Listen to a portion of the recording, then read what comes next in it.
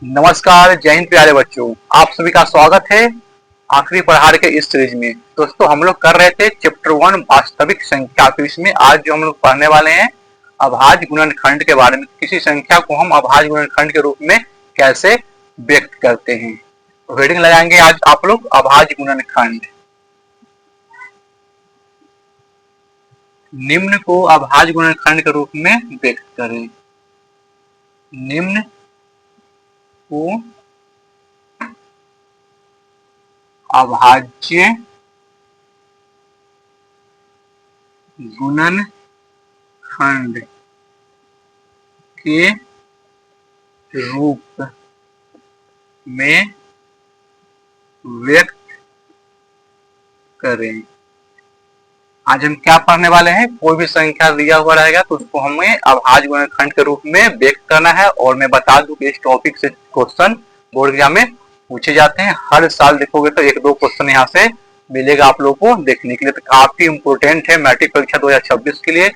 और एक भी वीडियो इस सीरीज का मिस मत करना, ठीक है। तो जैसे मैं कोई क्वेश्चन दे दिया 48, आपको कहेगा 48 को अभाज्य गुणनखंड के रूप में व्यक्त करे। तो क्या करेंगे, इसका करो अभाज्य गुणनखंड। अभाज्य गुणनखंड कैसे होगा, 48 को हम लिख सकते हैं, क्या लिख सकते हैं, 2 से जब हम भाग करेंगे, पहले भाग देना है 2 से, मतलब इसको अभाज्य संख्या से ही भाग देना है, किसी और संख्या से नहीं, अभाज्य संख्या से भाग करना है।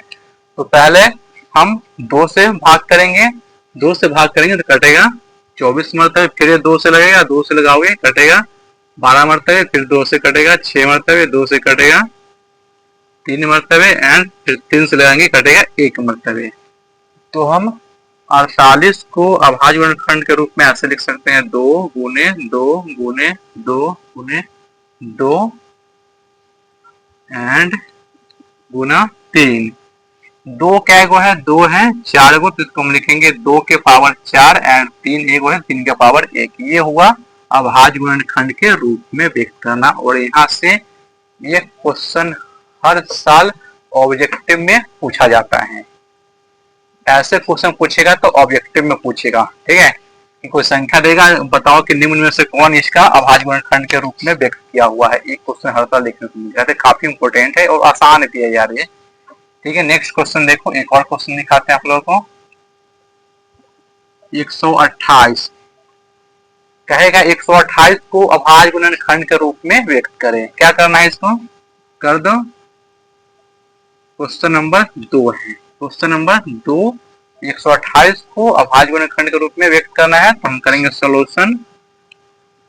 128 पहला लगाना है 2 से, फिर 2 से नहीं लगेगा तब 3 से, 3 से नहीं लगेगा तब 5 से भरना है, ऐसे करके 2 से कटेगा 64 मरतबे, 2 से कटेगा 2 से कट जाएगा 32 मरतबे, 2 से लगाओगे कटेगा 16 दूना 32 एंड फिर 2 से लगाओगे तो कटेगा 8 दूना 16, 2 से 4, 2 से 2 एंड 2 से 1। तो हम 128 को क्या लिख सकते हैं, 2 गुने 2 गुने 2 गुने 2 गुने 2 गुने क्या गो 2 है, तो 3 3 6 1 7, 3 3 6 1 7, यानी 2 क्या गो है 7 को तो लिख सकते हैं 2 के पावर 7। तो ये हो गया आपका 2 के पावर 7 128 का अभाज्य गुणनखंड के रूप में व्यक्त किए, 2 के पावर 7 आया। और क्वेश्चन कुछ दिखाते हैं लेकर के हम। जैसे में क्वेश्चन कहेगा, क्वेश्चन नंबर 3, 140 को अभाज्य गुणनखंड के रूप में व्यक्त करें। 140 को अभाज्य गुणनखंड के गुणनफल के रूप में लिख करके दिखाएं। तो क्या करना है, इसका सॉल्यूशन करो, इसको करो गुणनखंड, 2 से लगाओगे कटेगा 7 दूना 14 70, 2 से लगाओगे 35, 5 से लगाओगे 7 मरतबे, 7 से लगाओगे 1 मरतबे। तो हम 140 को क्या लिख सकते हैं मेरे बच्चा, क्या लिख सकते हैं बताओ, अरे बताओ बच्चा क्या लिख सकते हैं। इसको हम लिख सकते हैं 2 गुना 2, 2 गुना 2 गुना 5 एंड गुना 7। क्या हो जाएगा, 2 का गो है 2 गो है तो 2 के पावर 2, 5 का गो है 1 होता है 5 के पावर 1 एंड 7 का गो है 7 1 है तो 7 के पावर 1। तो बताओ बच्चों, क्या इस प्रकार का क्वेश्चन बना लोगे ना एग्जाम में आएगा तो? 1 से 2 नंबर के क्वेश्चन यहाँ से पूछे जाते हैं हर साल। देखो प्रीवियस ईयर क्वेश्चन में निकाल करके देखो, यहाँ से हर साल क्वेश्चन पूछे जाते हैं। क्लियर है एक टॉपिक? तो हम आगे चलते हैं नेक्स्ट टॉपिक पे, और एक क्वेश्चन आपको ले देते हैं होमवर्क के लिए कि आप लोग इसका निकाल करके दिखाओगे, अभाज्य गुणनखंड के रूप में व्यक्त करें, कमेंट करना आप लोग करना है। 100 चौथा क्वेश्चन 120 का एंड 264 का आप लोग करके दिखाओगे हमें। ये 2 क्वेश्चन का जवाब आप लोग हमें कमेंट में करो। क्वेश्चन नंबर 4 एंड 5 का जवाब आप लोग हमें कमेंट में बताएंगे, ठीक है। हम लोग चलते हैं नेक्स्ट टॉपिक पे। अगला टॉपिक क्या है? अगला टॉपिक है अभाज्य गुणनखंड। अभाज्य गुणनखंड विधि द्वारा, अभाज्य गुणनखंड विधि द्वारा HCF और LCM ज्ञात करें।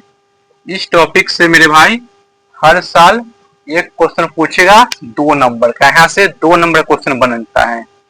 और ये क्वेश्चन आएगा और हर साल आता भी है, यहाँ से 2 नंबर क्वेश्चन पूछेगा। क्या नंबर का?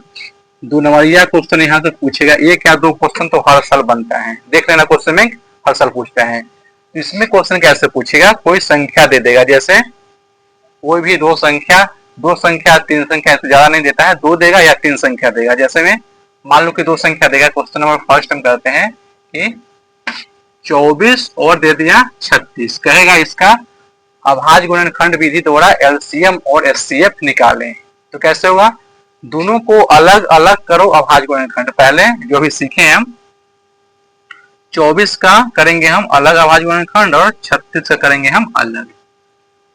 देखो 24 का करेंगे तो 12 दूना 24, 6 दूना 12, 3 दूना 6 एंड 3 एकम 3, 3 एकम 3। तो हम 24 को क्या लिख सकते हैं? 2 गुने 2 गुने 2 गुने 3, इसको ऐसे ही रहने देना। जब इसका करेंगे गुणनखंड तो 2 से लगाएंगे तो 18 दूना 36, फिर 2 से 9 दूना 18, 3 से 3 एकम 3 एंड 3 ऐसे, ठीक है। तो हम 36 को क्या लिख सकते हैं? 36 को लिखेंगे 2 गुने 2 गुने 3 गुने 3। क्या क्लियर है? क्या क्लियर है? निकालना क्या है? HCF और LCM।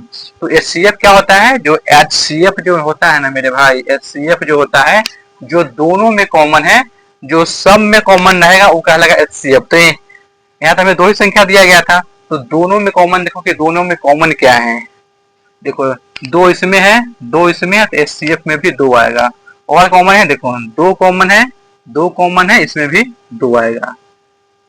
इसमें 2 है लेकिन इसमें 2 नहीं है। अब इसमें 3 है और 3 यहाँ पे भी है, ये क्या हो जाएगा? 3 इसमें भी आएगा। गुना कर दो, 2 दूना 4 और 4 3 12, यानी इसका HCF क्या आ गया? HCF आ गया 12। HCF क्या आ गया? 12। अब निकालना है LCM। तो LCM देखो LCM वो होता है जो दोनों में कॉमन था, वो तो पहले लिखबे करो। तो दोनों में कॉमन क्या था? ये कॉमन था, कॉमन था ये।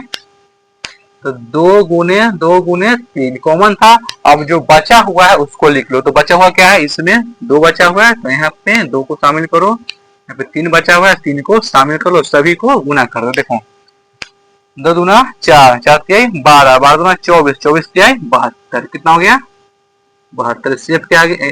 LCM क्या आ गया? 72। तो इसका हो जाएगा HCF ऑफ 24 36, 24 36 बराबर हो जाएगा 12 एंड LCM ऑफ 12 36 बराबर हो जाएगा कितना? 72। इस प्रकार से आप लोग क्वेश्चन को हल करें ताकि एक नंबर भी नहीं कटे, ठीक है। पूरा का पूरा नंबर हम उठा पाए, 2 नंबर में 2 नंबर हमें मिल पाए। क्लियर है? एक क्वेश्चन ये ऐसे ही आपको बनाना है जब 2 संख्या दिया रहेगा तब। क्लियर है? अब हम बता देते हैं तीन संख्या जब दिया है तो कैसे बनाना है, तीन संख्या जब देगा तो। ये था क्वेश्चन नंबर फर्स्ट, मिटाते हैं। क्वेश्चन नंबर 2 देखते हैं। जब आप लोगों को कोई तीन संख्या दे देगा तब एचसीएफ और एलसीएम कैसे ज्ञात करेंगे। देखो तीन संख्या, क्वेश्चन नंबर 2 जैसे मैं दे दिया 60, 100 और 60, 100 और 50, ये कोई हमें तीन संख्या दिया गया है। इसका अभाज्य गुणनखंड विधि द्वारा निकालना है एचसीएफ और एलसीएम। तो कैसे निकालेंगे, पहले तीनों को अलग अलग कर लो अभाज्य गुणनखंड। सॉल्यूशन 60 का अलग करना है, 100 का अलग करना है और 50 का अलग करना है। ठीक है, देखो 2 से लगाएंगे 30 मरतबे, 2 से लगाएंगे 15 मरतबे, 3 से लगाएंगे 5 मरतबे, 5 से लगाएंगे 1 मरतबे। क्लियर है। आगे देखो, इसको करेंगे 2 से 50, 2 से 25, 5 से 5, 5 से 1, 2 से 25, 5 से 5, 5 से 1 मरतबे। तो हम 60 को क्या लिख सकते हैं, 60 को लिख सकते हैं 2 गुने 2, 2 गुने 2 गुना 3 एंड गुना 5, ये हो गया 60। 100 को हम क्या लिख सकते हैं, 100 को हम लिख सकते हैं 2 गुना 2, तो 2 गुना 2 गुना 5 एंड फिर से गुना 5। 50 को हम क्या लिख सकते हैं, 2 गुना 2, 50 को लिख सकते हैं 2 गुना 5 एंड गुना 5। क्लियर है। निकालना क्या है, निकालना है एचसीएफ। पहले निकालना एचसीएफ निकालना ताकि आसान पड़े। एचसीएफ देखो, एचसीएफ जो तीन संख्या है तो तीनों में कॉमन देखो, जितना संख्या देगा उस सभी में देखो कि सब में कॉमन क्या है, वही होता है एचसीएफ। देखो मेरे पास यहाँ तीन संख्या तो हम तीनों में कॉमन देखेंगे। तीनों में देखो 2 है, 2 है, 2 है, तो इसमें भी क्या आएगा, 2 आएगा। और देखो इसमें 2 है, इसमें 2 है, इसमें 2 नहीं है, छोड़ दो। इसमें 3 है, इसमें भी नहीं है, इसमें भी नहीं है। इसमें 5 है, 5 है, 5 है, तो यहाँ 5। जो सब में कॉमन रहेगा वही होगा एचसीएफ। एचसीएफ क्या हो गया, एचसीएफ हो गया 10 हो गया एचसीएफ। अब देखो अब निकालना है एलसीएम। एलसीएम बराबर जो दोनों में, जो सब में कॉमन है तो लिख लो पहले। जो सब में कॉमन है, सब में कॉमन क्या था, 2 गुने 5, ये सब में कॉमन है। अब देखो कि 2 को में कॉमन क्या है, कम से कम 2 को में कॉमन क्या क्या है उसको एक ही बार लिखना है। देखो 2 को में कॉमन क्या है, यहाँ पे 2 है, 2 है, इस 2 को मात्र एक बार लिखना है। जो दोनों में कॉमन है ना 2 2, इसको एक ही बार लिखना है, हो गया 2। अब देखना है कि 2 को कम से कम 2 को में कॉमन क्या है।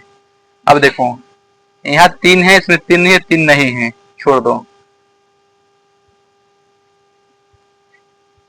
यहाँ 5 है, यहाँ 5 है, दोनों में कॉमन है ना 5, तो 5 5 लिख दो, दोनों में कॉमन है से लिख दो। अब हम क्या क्या लिख लिए हैं, जो तीनों में कॉमन था से लिख लिए हैं, और जो दोनों में कॉमन था से लिख लिए। बाकी क्या है, अब जो अकेले बच्चल है सबको लिखो। क्या बच्चल है, 3 बच्चल है, 3 को लिख दो। और कुछ है क्या बचा हुआ, नहीं ना, बस गुना कर दो।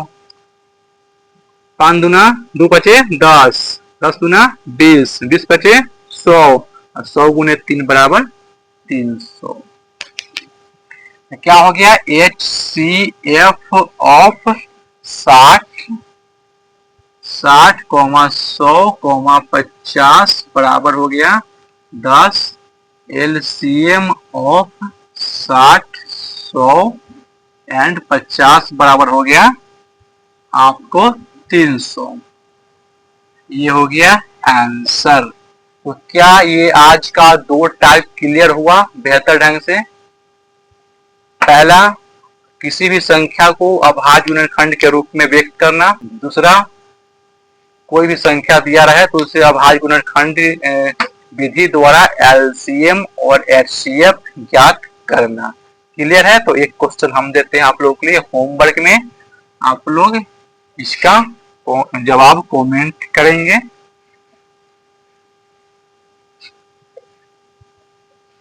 15, 18 एंड 24 का अभाज्य गुणनखंड विधि द्वारा आपको निकालना है HCF और LCM। निकाल करके आप लोग इसका जवाब कमेंट में देंगे।